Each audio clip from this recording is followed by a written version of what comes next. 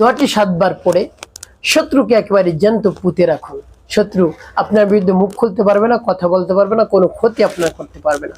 হতে পারে শত্রু আপনার জানের শত্রু, সম্পদের শত্রু, সন্তানের শত্রু, তারপরে সম্মান নষ্ট করে শত্রু, জায়গা বেজায়গায় আপনার সম্মান নষ্ট করে, আপনাকে দেখে আপনার সম্মান নষ্ট করা শুরু করে। কিভাবে? আপনাকে নাম ধরে হয়তো ডাকে, আপনার শত্রু আপনার বয়সের ছোট কিন্তু নাম ধরে ডাকে, কিন্তু তার জনবল রয়েছে, অর্থ সম্পদ রয়েছে, এই জন্য আপনাকে কোনোভাবে তোয়াক্কাই করে না। যত ধরনের ক্ষতি আছে, জুলুম নির্যাতন রয়েছে, সব আপনার উপর চাপিয়ে দেয়। প্রিয় ভাই বোনেরা, কোনো প্রতিবাদ জানাতে পারছেন না, কারোর মাধ্যমে যদি প্রতিবাদ জানান তারপরেও আরো বেশি আপনার উপর জুলুম নির্যাতন চালায়, আপনি সহ্য করতে পারছেন না, এই জন্য চুপচাপ নিশ্চুপ হয়ে একেবারে সহ্য করতেছেন এই ক্ষতিগুলো।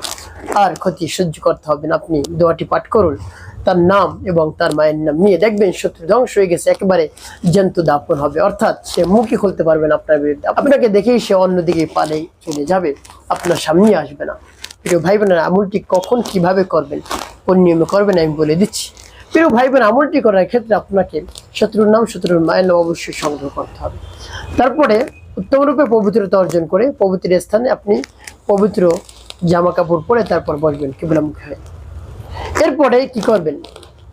সর্বপ্রথম ইস্তিগফার পাঠ করবেন, ক্ষমা প্রার্থনা করবেন, আস্তাগফিরুল্লাহ আস্তাগফিরুল্লাহ আস্তাগফিরুল্লাহ, বা পূর্ণ ইস্তিগফারটি আপনি পাঠ করতে পারেন, আস্তাগফিরুল্লাহ রাব্বি মিন কুল্লি যামবি ওয়া আতুবু ইলাইহি লা হাওলা ওয়া লা কুওয়াতা ইল্লা বিল্লাহিল আলিয়্যিল আযীম। এভাবে এই ইস্তিগফার পাঠ করবেন। তারপর 3 বার দুরূদ শরীফ সাল্লাল্লাহু আলাইহি ওয়াসাল্লাম সাল্লাল্লাহু আলাইহি ওয়াসাল্লাম সাল্লাল্লাহু আলাইহি ওয়াসাল্লাম। এবং যখন ইস্তিগফার এবং দুরূদ শরীফ পাঠ করা হয়ে যাবে, তারপরে আপনি কি করবেন? আপনি সেই দোয়াটি পাঠ করবেন। প্রিয় ভাই বোনেরা, সেই দোয়াটি যখন পাঠ করবেন, এর পূর্বে আল্লাহ রাব্বুল আলামিন কাছে বলবেন, আল্লাহ আমার আমলকে, সময়কে কবুল করুন, আর যে সমস্যা সমাধানের জন্য আমলটি করতেছি আপনি তো জানেন, আপনি তো আলিমুম বিজাতিস সুদূর, হে আল্লাহ আপনি আমার আমলকে কবুল করুন, সমস্যার সমাধান করে দিন। এভাবে বলে তারপরে সেই দোয়াটি পাঠ করবেন। দোয়াটি পাঠ করে পরবর্তীতে কেউ করবেন বলে দিচ্ছি, আগে দোয়াটি বলিনি। তার পূর্বে সকলের কাছে একটি অনুরোধ থাকবে, যখন ভিডিওটি দেখবেন না টেনে দেখার চেষ্টা করবেন, তাহলে সঠিক নিয়মে আপনি আমলটি করতে পারবেন। প্রিয় ভাই বোনেরা, তাহলে চলুন সেই দোয়াটি শিখে নেওয়া যাক। বিসমিল্লাহির রহমানির রহিম।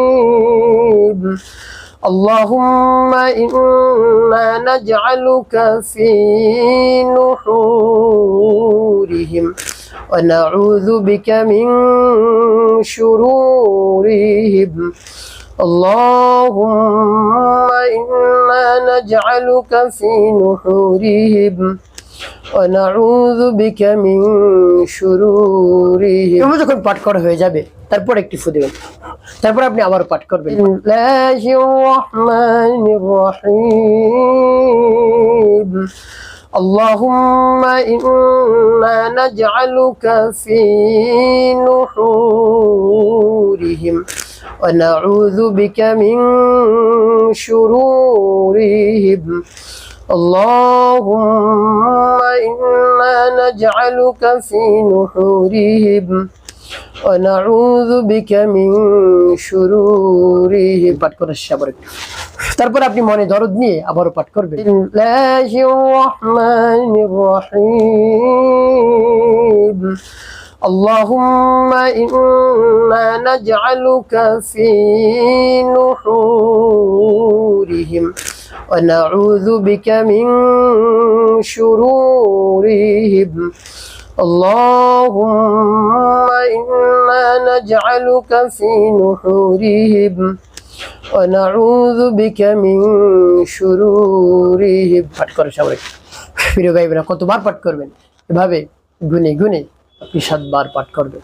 শেষে 5 বার দুরূদ ইব্রাহিম পাঠ করবেন, আল্লাহুম্মা সাল্লি আলা মুহাম্মাদ ওয়া আলা আলি মুহাম্মাদ কামা সাল্লাইতা আলা ইব্রাহিম ওয়া আলা আলি ইব্রাহিম ইন্নাকা হামিদুম মাজিদ। আল্লাহুম্মা বারিক আলা মুহাম্মাদ ওয়া আলা আলি মুহাম্মাদ কামা বারাকতা আলা ইব্রাহিম ওয়া আলা আলি ইব্রাহিম ইন্নাকা হামিদুম মাজিদ। আল্লাহুম্মা সাল্লি আলা মুহাম্মাদ ওয়া আলা আলি মুহাম্মাদ কামা সাল্লাইতা আলা ইব্রাহিম ওয়া আলা আলি ইব্রাহিম ইন্নাকা হামিদুম মাজিদ। আল্লাহুম্মা বারিক আলা মুহাম্মাদ ওয়া আলা আলি মুহাম্মাদ কামা বারাকতা আলা ইব্রাহিম ওয়া আলা আলি ইব্রাহিম ইন্নাকা হামিদুম মাজিদ। আল্লাহুম্মা সাল্লি আলা মুহাম্মাদ ওয়া আলা আলি মুহাম্মাদ কামা সাল্লাইতা আলা ইব্রাহিম ওয়া আলা আলি ইব্রাহিম ইন্নাকা হামিদুম মাজিদ। আল্লাহুম্মা বারিক আলা মুহাম্মাদি ওয়া আলা আলি মুহাম্মাদ কামা বারাকতা আলা ইব্রাহিম ওয়া আলা আলি ইব্রাহিম ইন্নাকা হামিদুম মাজিদ।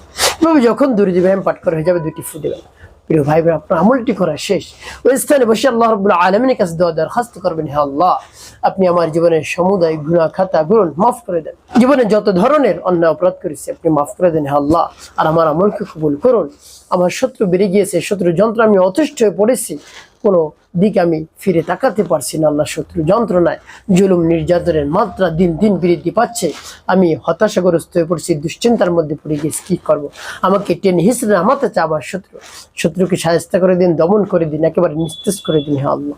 এভাবে আল্লাহ রাব্বুল আলামিনের কাছে বলবেন, দেখবেন শত্রু আপনার বিরুদ্ধে আর কথা বলবে না, নিস্তেজ হয়ে যাবে, আপনার কোনো আর ক্ষতি করবে না ইনশাআল্লাহ। প্রিয় ভাই বোনেরা, এভাবে আপনি আমলটি করুন, অবশ্যই উপকৃত হতে পারবেন। একটি কাজ করতে হবে, 5 ওয়াক্ত নামাজ আপনাকে আদায় করতে হবে, মানুষের কল্যাণে খিদমতে কাজ করবেন, অবশ্যই আপনার জীবন হবে সুখময় এবং শান্তিপূর্ণ ইনশাআল্লাহ।